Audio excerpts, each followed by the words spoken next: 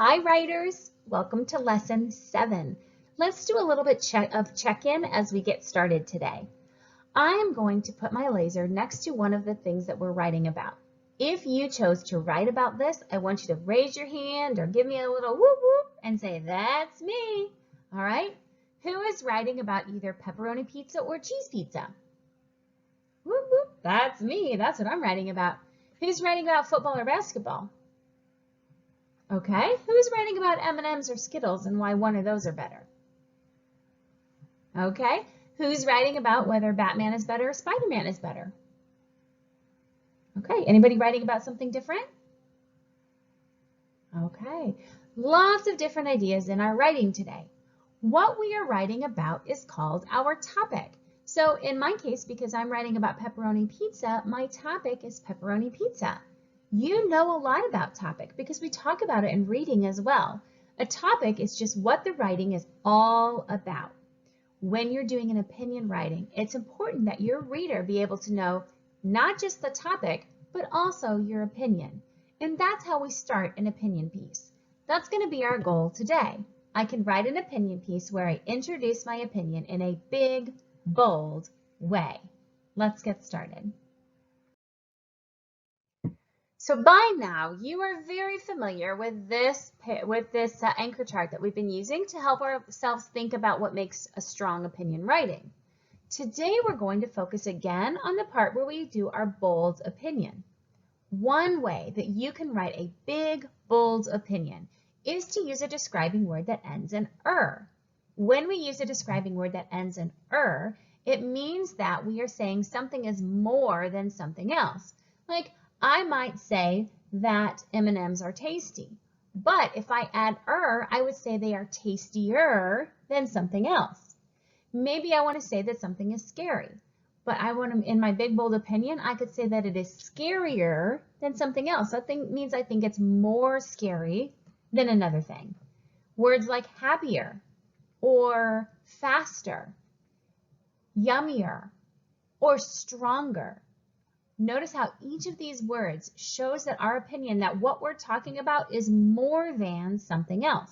That maybe Batman is stronger than Superman or faster than Superman. Maybe a wolf is scarier than a bunny rabbit. Those words, adding an ER to your describing words, are really going to help your reader to know your topic, what you're writing about, and how you feel about it. Let's take a look at how I did this in my writing.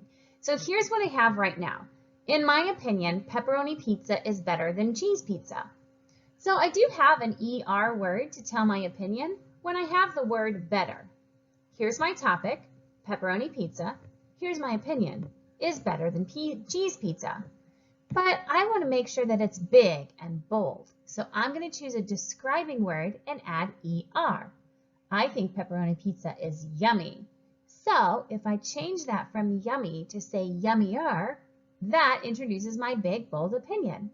I don't have to completely rewrite. I can just cross it off and make an edit.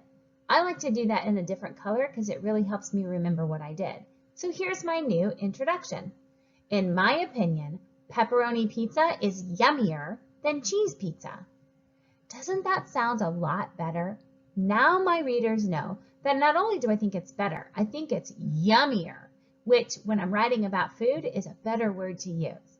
All I did was take a describing word and add ER, and I made a big, bold opinion.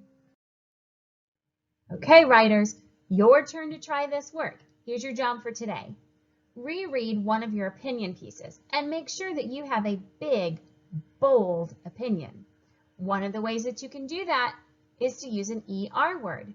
Choose a describing word like scary and add ER for scarier. Here's a little hint.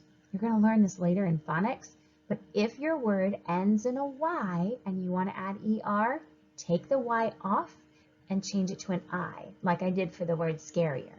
That's just a tip. Use those ER words to make your opinion big and bold. Once you are sure that you have a big, bold opinion, then you have a few choices. You can continue revising other opinion pieces. So you can go back to your other opinion pieces and make sure that they have big, bold opinions.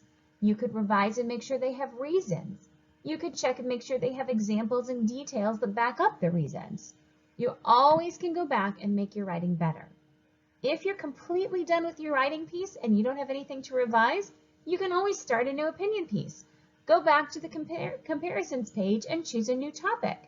Or think of your own topic. What other two choices can you choose between? There are lots of ways that you can share your thoughts and feelings, and I love that you're learning how to do that. All right, writers, head off, make some big, bold opinions, support them with reasons, and say more with examples and details. Then head back to your Nearpod whenever your writing time is over so you can reflect on your lesson. Have fun!